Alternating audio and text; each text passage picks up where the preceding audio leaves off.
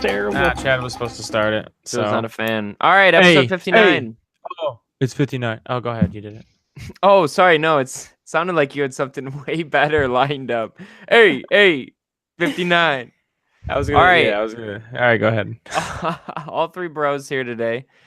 A few different topics tonight, but the first one we're going to get straight into is the Migrant Caravan, or the Invaders.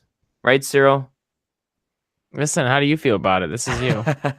Said you well, all right. So this is what, and I tried to get an exact number on this, but the estimation is varied pretty widely. Anywhere from 3,600 to 7,000 people. This group started in Honduras, apparently, through a social media grassroots campaign. These people say they're escaping gang violence, persecution, afraid for their lives, and they want to claim asylum in the United States. They are currently in Mexico, still, a few weeks away, but the rhetoric about this caravan seems to be picking up coincidentally right before the midterms. Sir, you were saying this is like a regular occurrence. I actually was not aware of that. So I'm not going to make that claim, but what I will say is, I saw something. Look, in all of 2017, at the southern border, over 300,000 people were stopped and sent back, or did not allowed entry into the United States, or turned away after trying to get in. Okay, in a calendar year. And 5,000 people is nothing to worry about. We have a country of 330 million plus people. Like, it just feels like, to me, complete just fear-mongering, and here are the midterms. Oh, let me just rile up a whole bunch of people. And by the way, the better question is who this actually riles up. Like, I think, go ahead. It's very obvious who this riles up. You see no, it's where... not to me. It's not to me, because it could be more than just one type of person. Sure, you could think of one type of person, obviously, but it could be a lot more than that. So we'll see what happens next Tuesday. In terms of reactionary behavior, though, or attitudes, I mean, I think I'm aware of one specific group of people that might feed into this a bit more. Go ahead. I'm not saying racists. Okay. Anti-immigrant, at least, though. I think Chad was saying is white people. Not white people. That is not what I'm saying. Oh, okay. I'm saying the Republican. How is that grenade? Because I thought it was obvious that I was referring to the Republican base. They obviously you just equated racism with all white people. Okay, but go ahead, Republican base, which happens to be bulk white. Sorry, didn't realize that was inappropriate. No, not even the Republican base. Statistically speaking, wouldn't the Democrats also be bulk white just by sheer amount of white people in this country? Sure, but I'm sure that per capita it would be higher with Republicans. Maybe that was my point. I'm also not saying racist. I'm certainly not correlating anti-immigrant with straight up just being racist. There's reasonable positions on somebody who might not want immigrants, or at least an overwhelming amount of immigrants. So, and you guys saw that they sent 600 to 1,000 troops to the border, right? Because the caravan. I did see that. Yeah. It's like, what are your thoughts on that? And I'll share mine real quick. It's like, really? Come on, these people are unarmed. Like, this isn't going to be like, we employ tens of thousands of people to monitor the border, to be border patrol, to be customs and whatever. There's like 3 different agencies that handle these things. It's just naked waste of resources, because you're spending money to move all these people down there for no reason when it doesn't need to happen. Like, why are you acting like nobody's at the border that can turn around an unarmed, non-violent caravan? Come on, are you kidding me? What a joke. Well, I think the fear, and I would actually prefer there be soldiers at the border for something like this, because when you get a mob, mobs can be difficult to manage. And I'm not stating that we should be firing bullets into a crowd, by no means, right? Why I want to make that very why clear. Are they a mob? Well, you've What does got, a mob mean? 5,000 people I think we trying to found get the real into a racist. single place. How is that being racist? It's being realistic. Oh, come on, Chan. Just let me finish this point before you make jokes. He's joking. I'm sorry. No, I know, but the point is that no matter what, if you have 5,000 people anywhere, the potential for a mob to occur is high, right? And I'm not advocating. They don't have no weapons. And if they do, I need to see pictures because I've seen. No, I'm not claiming anybody has weapons, but you're talking about we're talking about I was just talking about the logistics of it. I think. Right. In America specifically, you don't need 1,000 troops to do it, though. You need one troop for every 7 people. Thousands of what amounts to be soldiers to protect us. This is purely an optics. Let's also be very.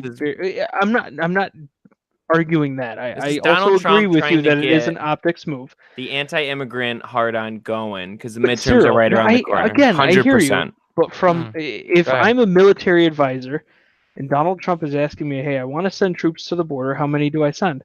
No, he can do that if he wants. Hold on. You don't tell. Oh, sure. Go ahead. Wait a damn minute. What I'm saying to argue for what the number is, and I feel like Cyril can back me up on this, you're not just going to send 1,000 combat troops to the border. Like, that requires support personnel. That requires all sorts of people who may not have any effect in the actual handling of the civilians that are coming through the border. So you do have to take that into factor. I'd like to... you're sending 1,000 people, 1,000 soldiers. I work there every day, though. Go ahead, Jen. I'd like to clarify the numbers here. It's 5,200 additional troops in the Mexican border. And Caleb, for context, that's a different number. That's not the number you originally, or not you, but Cyril originally gave. Conservative estimate was 3,600 people. The liberal estimate was 7,000 people. This guy's sending 5,200 additional troops to the border for a group. They might outnumber the people in the caravan. These troops. That's a little. I get you, but aggressive. That's not the number that was originally given. What did Cyril say? 600 to 1,000. Yeah. Yeah, number, I feel like I could justify. The number you just Let's talk about 600 to 1,000. Why isn't it 0 when we have people that do their job there every day? There's no crisis. You don't send extra soldiers to an area that's already protected and you hire tens of thousands of troops, basically, to do that job. You're also not there, Cyril. Logistically speaking, if I only have 100 people can't effectively maintain order over, let's call it 5,000. We'll split the difference. Why are there 100 people? We know this caravan's coming. Why can't we concentrate Border Patrol agents? Say, okay, everybody, we need half of everybody. Because you're potentially compromising the other abilities to get into the country. Oh my gosh! Then what are we supposed to do? Well, I guess the question. I think you send 600 to 1,000 troops, and then when you're done dealing with this, you go back. Hold on. Because Cyril said in 2017 we had 300,000 people that were turned away at the border, right? Sure. Right. So these 550, what is it, 3,000 to 7,000 group of people, is that really going to be any more or less than the average influx of people that they typically have? It's totally an optics move by Donald Trump. I'm not disagreeing with you, but at the same time, you guys aren't basing this on any actual numbers. I just gave you numbers. 5,200 additional troops to the Mexican border for a group of 3,000 to 7,000 people. You said how many? 300,000 people were turned away at the border? Yes. In 2017, allegedly, Cyril. Hey, listen. So let's do the math. Hold on. Okay, let's do the math. 2018 Southwest border total. 2018 Southwest border total apprehensions. Almost 400,000 people this year alone. 5,000 is total fear mongering, and the 5,000 number is average. It could be 30 something, 100. We've turned away 400,000. Go ahead. Okay, if you divide that by 365 days, that's just over 1,000 people a day. So for all I know, that could be manageable if 1,000 people across. How long is the Rio Grande? What's the separation there? How many miles is that? Oh, I have no idea. But look, you can't sit here and be like, you don't know what's going on. You don't know either. That's why I choose to just trust that we've protected ourselves. You're not doing that, though. You're not making that assumption. You're assuming that we have enough people. What I'm saying is that if you take 5,000 troops and you separate it across that entire border, that's still a porous border, is it not, Cyril? Okay, but they're able to catch 400,000 people and turn them away in this year alone. Not 365 days, by the way. Only 10 months. Because it's where's that coming from? Almost November. I'm looking it up right here. I'll post it there. Hang on. No, that's government website. There you go. You can click on it.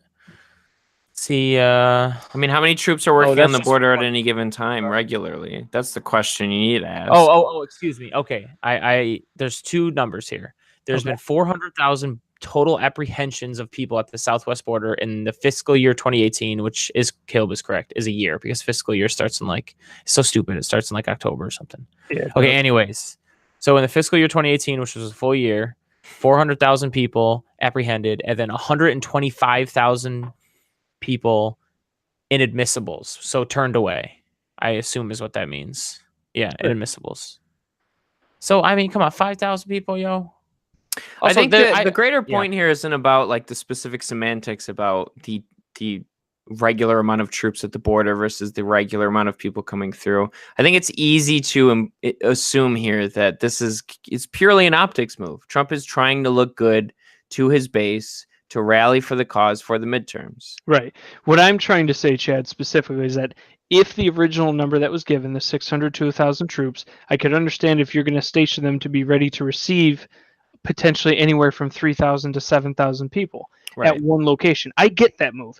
Now, once you change the argument to, oh, well, actually 5,400 troops are being sent, that's a different argument. I agree with you. 5,200. I agree with you then. That's what I'm trying to say. Helicopters and heavy equipment specifically to deal with, you know, it seems like... Hold on. There's also a logistics move there.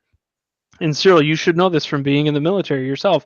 When you move, let's say, if you're sending 5,000 people, when you move, let's say, 100 Humvees to help support that, you have to have wrecking crews, you have to have the mechanics, you have to have all the support staff, the fuelers, et cetera, et cetera, et cetera, to support all of those things. That's what I'm trying to say. Is that logistically it might make sense. We don't but realistically, does this make sense to you? Let me real quick, Chad. Whether or not there could be an argument for 600 to 1,000 troops, realistically, does this make sense? Because he's explicitly saying these troops are being sent to deal with this character. And they're non-violent. There's no weapons. All right. Anyways, it has nothing to do with weapons. You're talking about coming to America in which people have been trampled on fucking Black Friday. Don't tell me that mobs can't actually occur. Oh, that's frustrating. 5,200 troops. So weirdly total. But Black Friday reference. What is that a mob is a mob? So are you I don't give a shit about the semantics about mob violence. I'm asking you whether or not you think this is an optical move, an optics type move by Donald Trump. I do. This is not a point to get hung up on. What? Right. I do agree with you. I'm arguing the other side. There may be some things that we're not aware of. That's all. Right. That's the point. Definitely not the point I wanted to get caught up. Well, everybody has to admit that. It's not difficult to understand what's going on here. Okay. Trump does what's in his best interest. He sees the midterms coming. He's freaking out. So he's hitting a bunch of panic buttons. Okay. These panic buttons were not being hit all 2 years. They're not going to be hit after the election's over. All right. So just keep it simple. You'll understand what's going on. And it's just that Trump's fear-mongering to win votes because he's going to look like he doesn't like the way he's going to look if he loses. Right. That's what it is. I'm still inclined to believe he's going to lose. But my question is specifically with this caravan is how do we feel about this caravan? What do we think should happen to these people? That's I told you that I trust. That's what I wanted to get to. I trust the protection that we have on the border, that we've had on the border, because they turn away hundreds of thousands of people every year. Do you think these people should be let in, Cyril? No. Okay. Why? No, I was expecting you to be on the other side of that coin. If we're gonna be nuanced, no, nobody's for open borders. Come on? Of course not. Now, if we're going to get nuanced on the subject, then if some people are legitimately seeking asylum and we move into this modern time where we can figure that out and we can set a number of trying to help people out, I think we should. I don't think we should close our borders to refugees. I think that's sick. But no, of course, everybody's for vetting. Everybody's for saying, hey, maybe in some instances we can't even vet any of these guys, so we're just going to have to turn them away.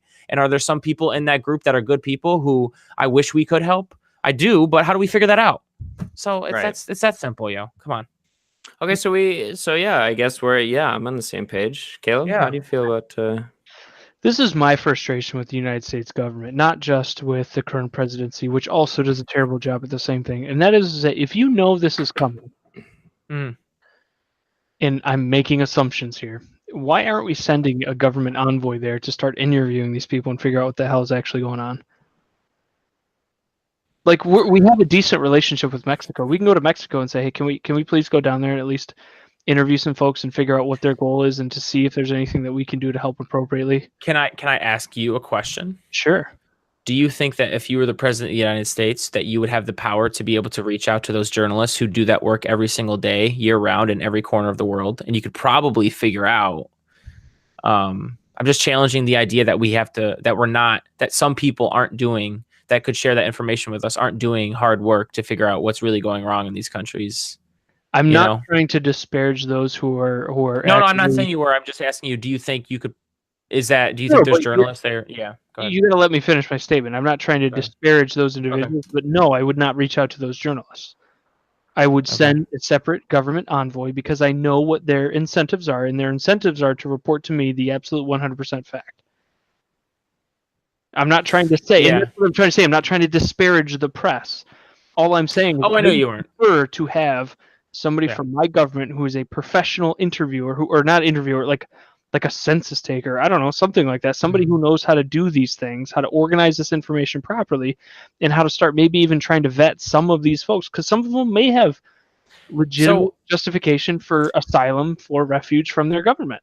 Yeah. But we're going to wait until all the way to the border before we start doing it. And again, that's under the assumption that, government agencies like the CIA haven't already done these things to vet out terrorists, I'm assuming that. And that's what I'm saying. Like, we have, we're a huge, wealthy country that has all kinds of tools at our fingertips.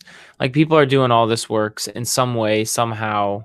I feel like when I hear you say stuff like that, what you just said, I feel like I can't help but think we have like a trust problem. It's almost like we do. Every single one of us doesn't trust the other one to be able to run the government the right way. And so that's why we don't trust the government. But like, that's a huge problem. We should be able to trust each other, and we should be working together. That's where I disagree. We should not trust each other. What we should do is be transparent. That should always be the goal. Okay, but you're not going to get transparency without at least lending a little faith and trusting, because it's a give and take always, no matter, you know what I'm saying? Like, I just. That's true. Yeah. I hear you, but you can also hopefully see my side of it, right? I'm not going to sit here and be a journalist if I'm in the government. Of course, but coming back to where it applies is the Caravan thing. I just don't, it just doesn't feel like it's a problem. It just feels like another tiresome thing that was brought up because someone has different interests than actually what they're going on about the Caravan, and it gets so tiring. See, for me, I'm splitting the difference. I'm assuming that there may be some reason to have some troops to help go through the process of vetting out or doing whatever we have to do with so many people. And again, that was based on the initial number that I believe you gave, Cyril, which was 600 to 1,000, which to me is much more believable than 5,400, 5,200, or whatever the number was afterwards. 52.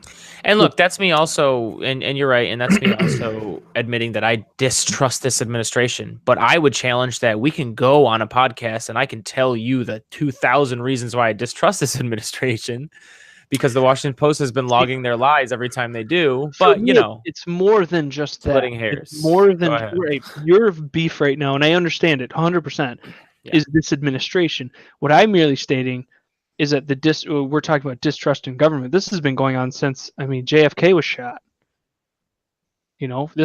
We've grown to be inherently distrustful of our government because of everything they've done. Right? The Bay of Pigs, the quote unquote landing on the moon. Am I right, guys? I don't know if I would go there. How about the coup of Iran via our CIA? About giving weapons and things to what's kind of weird about this whole thing? Materials to Bin Laden to keep the Soviets out of Afghanistan. I was gonna say, what's kind of weird about this whole thing too?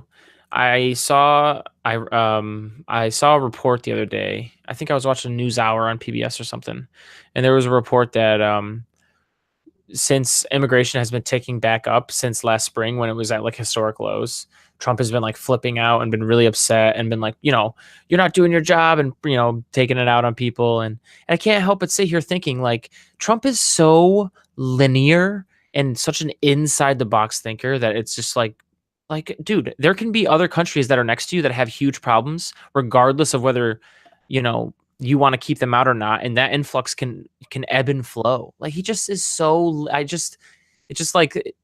didn't hit me then, but it's just like, dude, this guy's such a linear thinker that he's just like sees numbers go up and he is upset. You know what I'm saying? It's like, dude, you don't even think about these things. You don't go in depth about them at all. How can I trust you to solve anything when you're so linear? Like, and just to be clear, places like El Salvador, Honduras, Guatemala, they do have some of the worst, if not the worst, rates of homicide, theft, gang violence in the world, to be clear. So it's not like these people don't have none of these people don't have any legitimate claims for asylum. Yeah. And it's not like things are getting any better down there. So I don't know why he would think the people are still going to flee whenever they can, especially if they're positions like that. So your rhetoric is not going to stop people from just fucking trying to get out of a bad situation. I'm not saying all of these people are escaping genuine persecution, but definitely at least some of them. Let's do a little. You guys don't mind? Let's do a little moseying on over to the polls and midterms then. We got another week until what has been the most anticipated day of the year for me, bar none.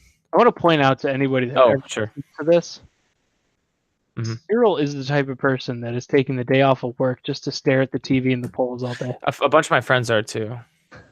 Definitely. Oh, really? Okay. Yeah.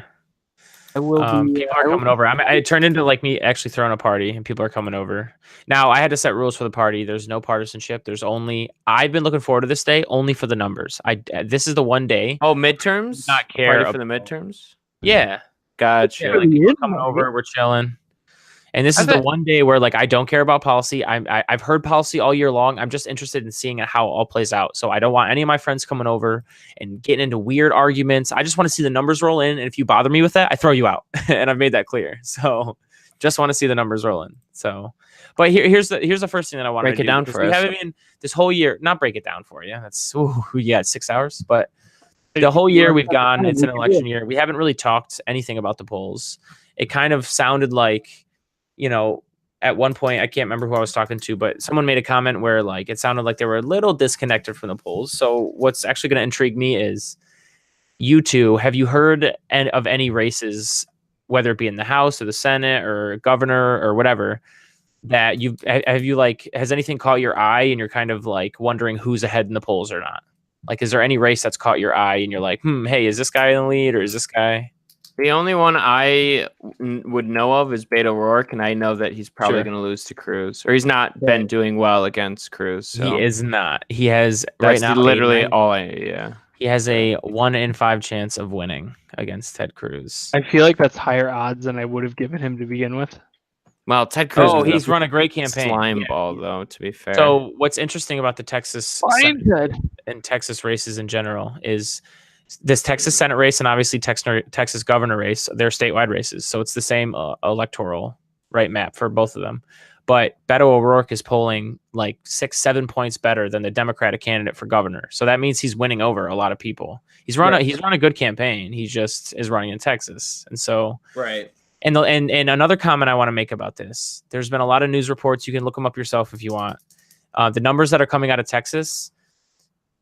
The midterm election numbers this year are on par and in some areas higher than the presidential election and are 3 to 4 times larger than the 2014 midterm elections.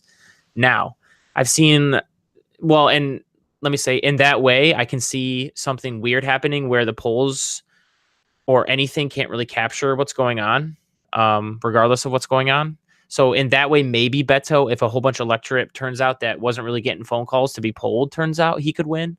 But I still think he's going to lose. And to the greater point, there's been a lot of in this era of Trump, there's been a lot of early numbers where early polling is huge. It's on par with like 2016 presidential election numbers for people voting, which is unprecedented. But I've seen a lot of really weak takes from people that are like, oh, this is just going to benefit the Democrats. Like, it's just going to benefit the Democrats. It's like, listen, Donald Trump is a unique person that can fire up an electorate that we've never seen before. And I've told you many times the polls weren't way off in 2016. They weren't way off, but they definitely got some things a little bit wrong. And, it's such sophomore takes where it's like, oh, you see all these numbers and it has to be good for, this team or this team. It's like, no, not in this age. It does not. So some other races I'm interested in is I know Cyril's a huge fan of Ojeda. Yeah, Ojeda's. How's that one faring? Not looking good, dude. Dude, I'm gonna keep my eyes specifically on those numbers, man, because I know he's only got a 12% chance of winning. So looking at the dude early on, he was polling really well. Sure. Then it kind of shrunk and then went away and then expanded. So the last poll, he was down 5, which, dude, is remarkable. So this district elected Donald Trump by 50 points. This district did that he's running in, and has a Republican lean 37.3 points. So this district is very Republican. So the fact that he's 5 points behind in his last poll is pretty impressive, but this boy's losing, which sucks. So once again, unless there's some sort of like surge in an electorate that, I could see him, because he's such a weird candidate, I could see him pulling off some sort of weird victory. Sometimes you can get weird victories with House candidates, or like fringe House candidates, and you'll get like a few of them each cycle because there's so many House races, Right. Less so with Senate districts. I think Beto's not going to win at all. When you're the day of, if anybody's like, oh, let's see what happens for Beto, like he's going to lose. It'd be trying to think, like, it'd be if Beto O'Rourke wins, it'd be legitimately one of the biggest upsets in the last 20 years. There's like no question about it. He's just really far down. So, Chad, do you have any other ones that you're kind of watching? Oh my gosh, I genuinely incessantly. General numbers right now as it stands, the Democrats have an 86.4% chance to control the House of Representatives, which is quite high. That's like the highest it's ever been. But on the flip side, Republicans have an 85% chance to keep the Senate. So weirdly enough, even though the House vote is going to be so overwhelmingly Democratic, the Senate should still remain in Republican hands. Now, yeah, okay. How about governorship races? Anybody interested in any of those? Because I personally am interested in the New York State one. Yeah, I mean, Cuomo's just going to win, man. Blowout, right? So let's take a look at the polling, though. Ooh. So, I mean, from what I've seen, I don't even know if the polling, I think they polled the primaries more than they actually polled because they stopped caring. The primaries, there was a lot of fanfare because that girl was running against Cuomo, Right, Cynthia Nixon. But yeah, since then,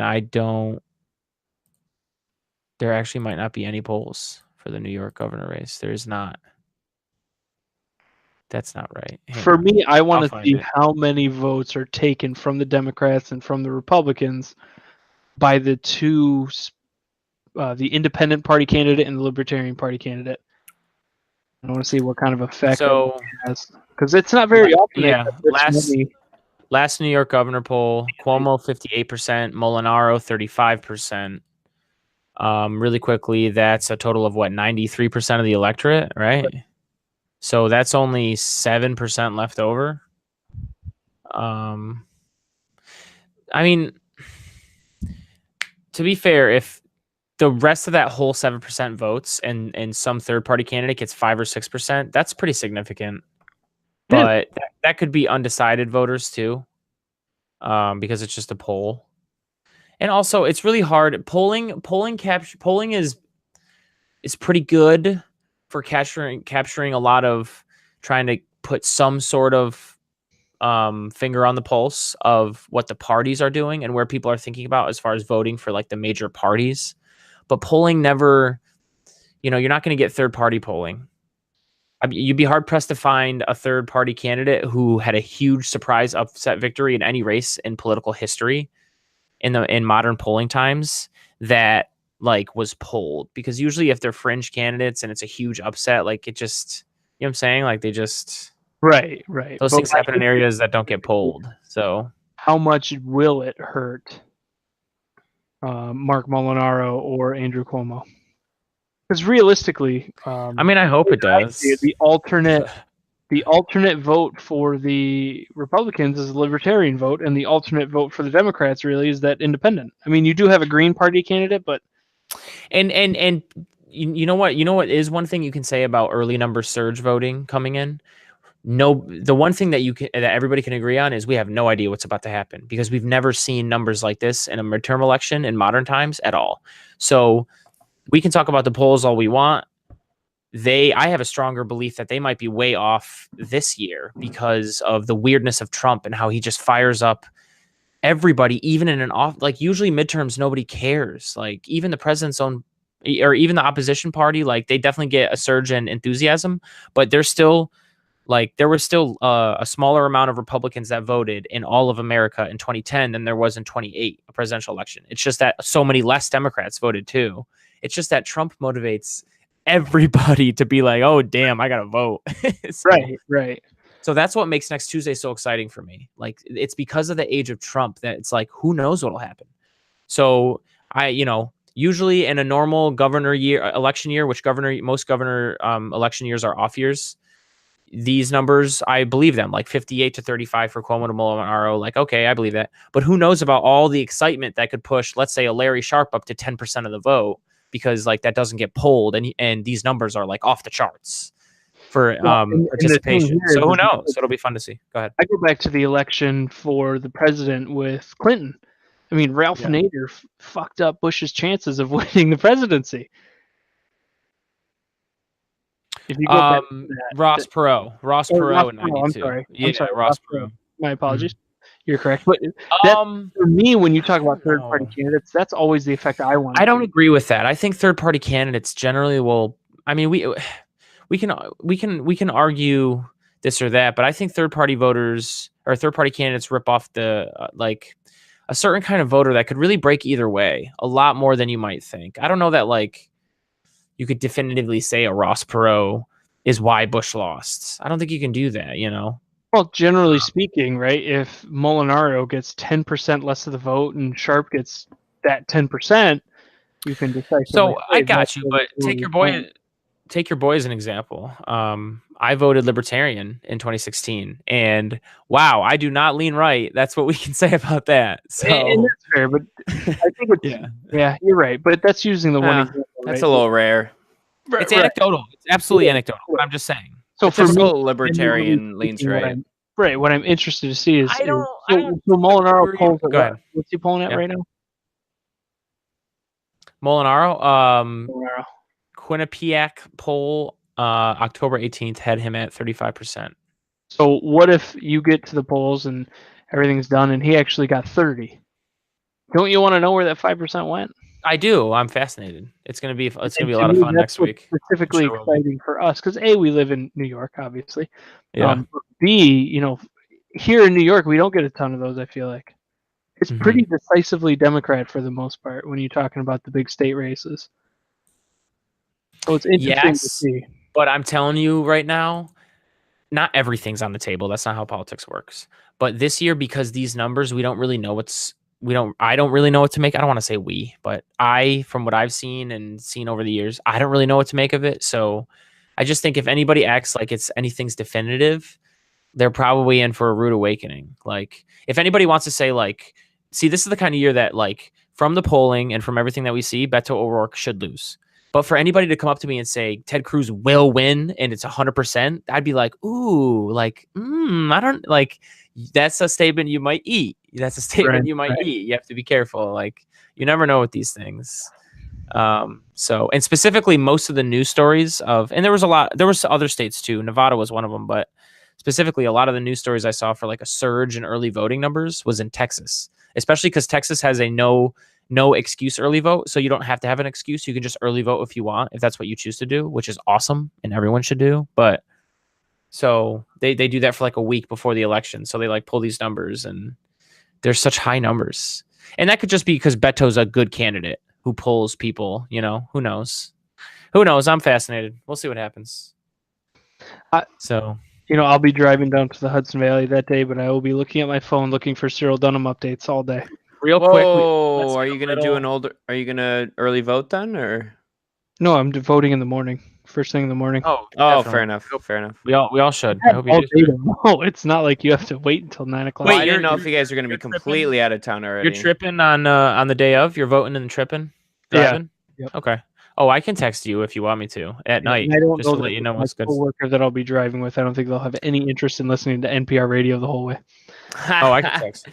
Oh, well, no to be doubt. fair, I text will you also the be shocking things that happen. I'll be paying attention for sure the night of the midterms. But what I am interested in getting my teeth into is what Mueller has to say for after the midterms, because apparently, dude, there's stuff to say.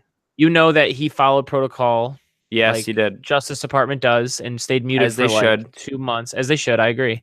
And so I think they still keep working in those 2 months, though. So they might be sitting on a lot of stuff. Yeah, right. That stuff piles up. So, anyways, no. I'm not ready to get excited about that shit. I'll get excited about that after the midterm. Notice that like 1 or 2 months beforehand, the leak stopped as well. Oh, absolutely. It's like everybody that was working or knew anybody inside the Mueller investigation knew that it was time to shut the fuck up, be professional, let the midterms play out, and let's flesh some things out after the midterms are over.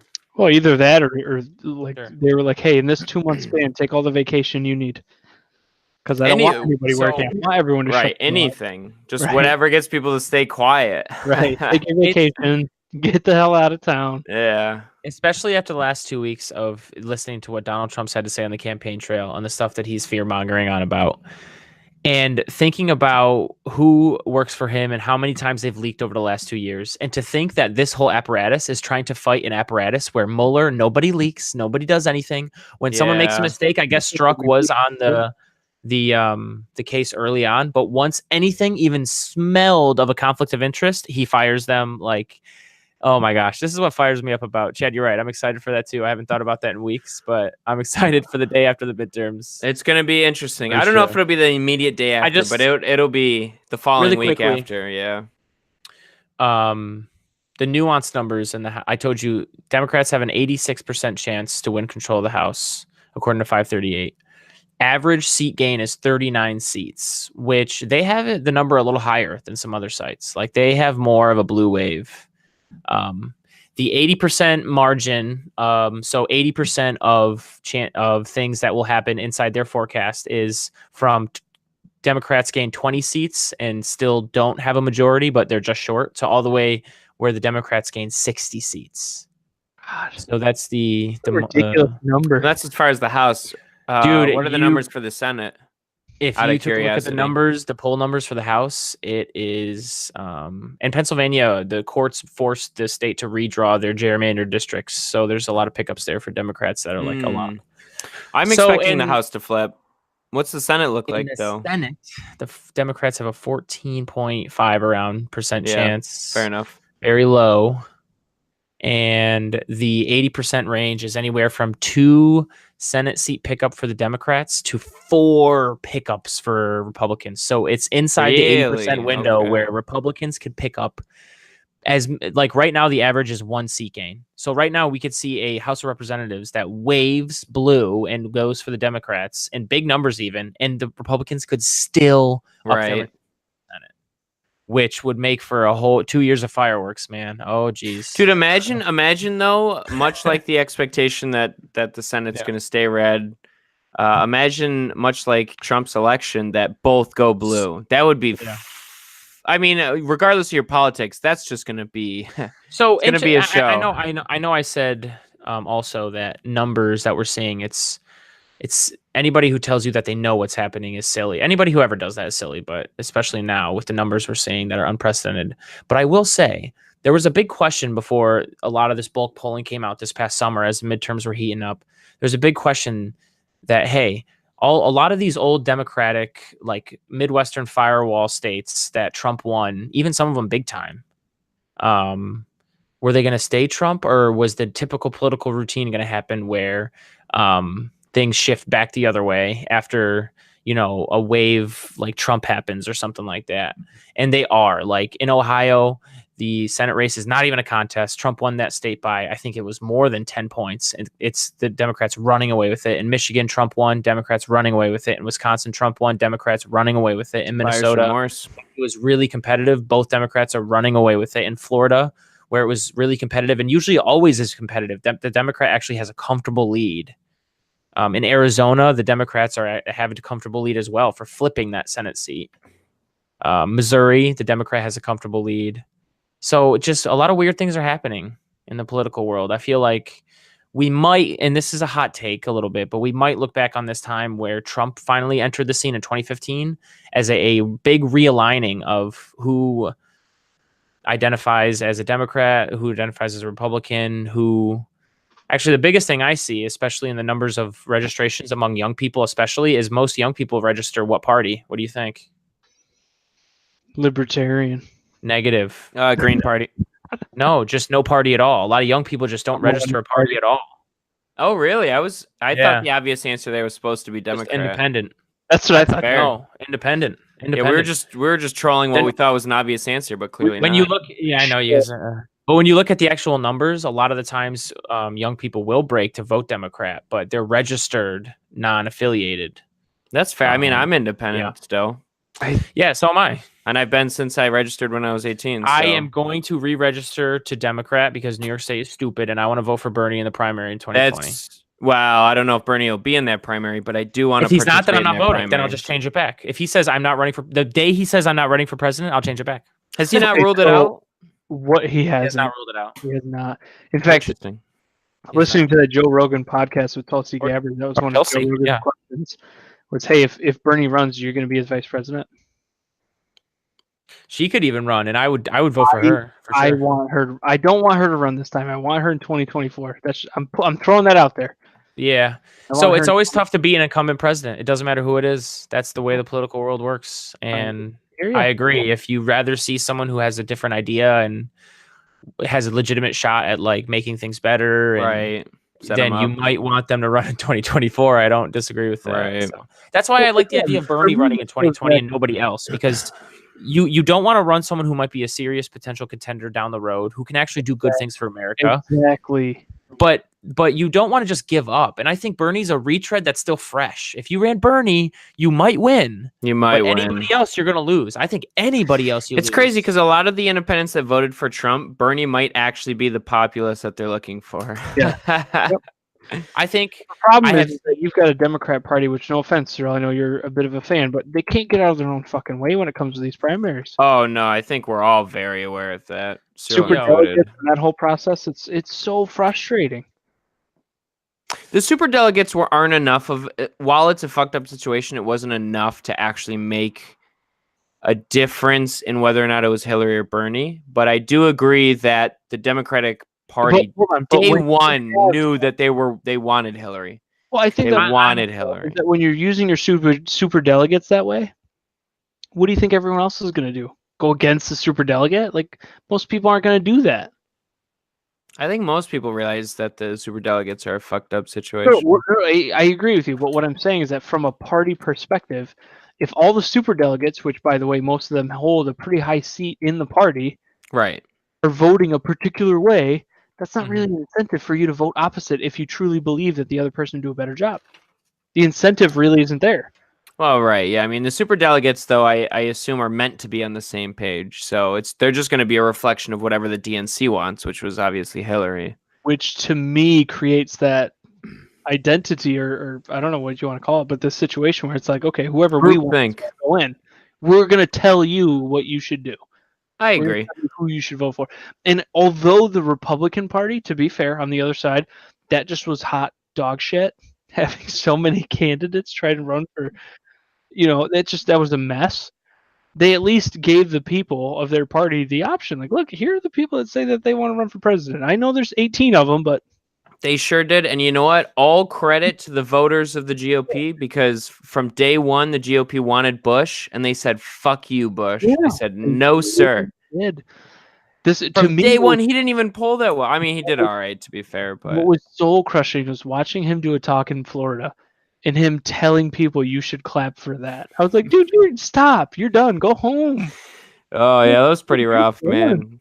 Yo, I'm not a fan of any party. I'm a fan of good ideas. Bring me your good ideas, and we'll talk about it. Well, I think we can all agree super delegates in that process for the Democrat Party. Oh, it's terrible.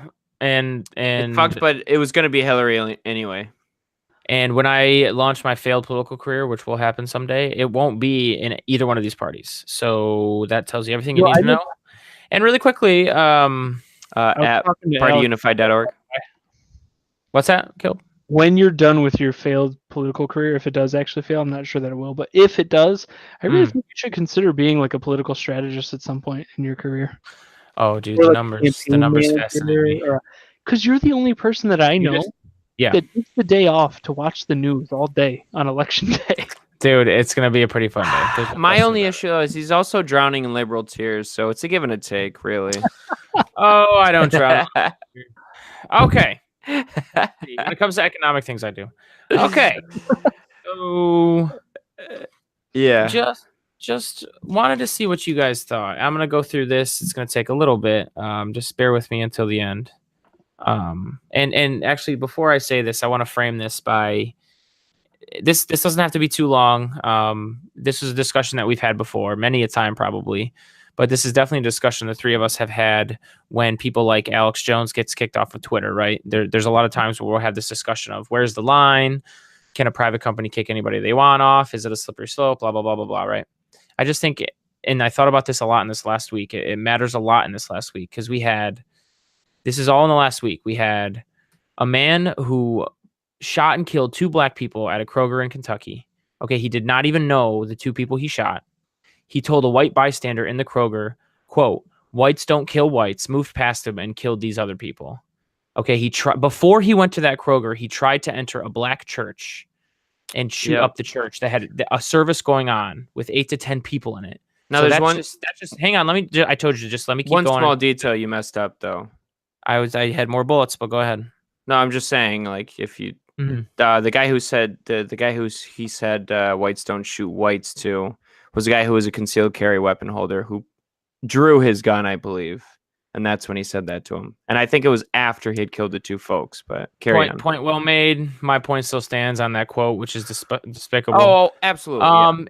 2009, he was convicted for federal assault. Wasn't even supposed to be owning a gun. I don't even know how he got it. I'm sure it wasn't legally. Who knows? Black markets are a tough thing to deal with. Dude has admitted mental illnesses as well. And and here's the point on this guy. He was an extremist who participated in a lot of internet and social media internet areas, like I guess Gab I'm hearing about lately. Yep. And there's all these nasty places on the internet where it's dangerous. You know, we had this discussion with Alex Jones and we have it a lot of times, like where do we draw the line? I'm not done. Hang on. And then the bomb mailer, Jesus, literally sends bombs to only Trump's enemies. And by the way, there were some of which none of us are, and these people are weird. There's some like 100% Trump apologists out there who just suck his dick, and they went on TV and they were just like, "Oh, this could be a false flag." Okay, I won't even. Let's move on. Okay, he literally sent bombs to only Trump's enemies. Sent a whole bunch of them. His van was covered in a whole bunch of Trump stickers, and I don't know if you saw the pictures, just like crazy, weird Trump stuff. Dude had a long rap sheet. Yeah. And once again, was an extremist who lived on social media online, posting threats to reporters, post death threats to reporters. Even 2 weeks before, there was a CNN reporter that came on some segment I saw on YouTube, and she was like, I got threats from him. It seemed to be people who would come on TV and criticize the president directly. He would threaten over social media, okay? And then ended up sending bombs out. Right. Okay, and this guy got to use social media and be a complete cock, right? Okay, now the Jewish shooter. Once again, an extremist who was on this Gab website who talked all this nasty stuff. Literally was he also on Gab? I want to kill Jews, and would yes, he was.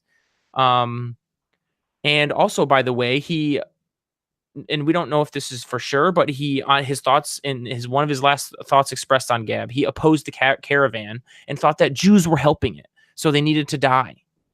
Like. So my question for you guys is this, and it can be quick because we've been talking for a little bit. I got a little emotional when I was reading all that, but just do we still have all the same feelings on free speech? Does that make you think about anything, rethink anything, affirm anything? Like, because there's just got to be a way we can do better. I'm not saying I know. I'm just saying a lot of this stuff was extremist and online, and what do we do about it? Do we just say, oh, we just have to let it be, and it'll expose itself? Go ahead. Alex Jones and InfoWars being taken off of every single social media platform, pretty much. Right. That is part of it, right? That did happen.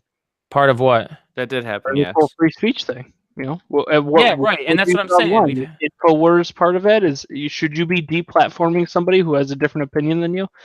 Or in your point, right, maybe causing some sort of physical, Right. So emotional harm towards people. right. What's the level of distress? And so with Alex Jones, the level that got him kicked off was the harassment of Newtown parents, which was clear, out loud, and out there, and it was actually quite disgraceful. Now, you're right. We More have to than argue where the that. line is, but Right.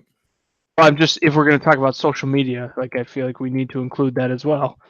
right. Is it appropriate So- to deplatform somebody? Yeah. for that? And I guess also what I think about too is why can't we shut down sites like Gab, especially? Like, okay, so I'm watching these reports on the site Gab. Literally, they are threatening people. And then just like the Caesar Sayoc bomb mailer guy, he's literally going on Twitter and direct messaging, threatening people. If you threaten violence, that's okay. That's it. No, you're done. That's it. You can be deplatformed. Like, you cannot threaten someone violence. No, absolutely not. You can't do it using your words. You can be arrested for that. You can be arrested for saying, I want to kill you. Sorry, Go just ahead. as a quick aside. Yeah. And I don't know if you guys agree or not, but I would rather us not use the actual names of these horrible, horrible people. But carry on, Caleb.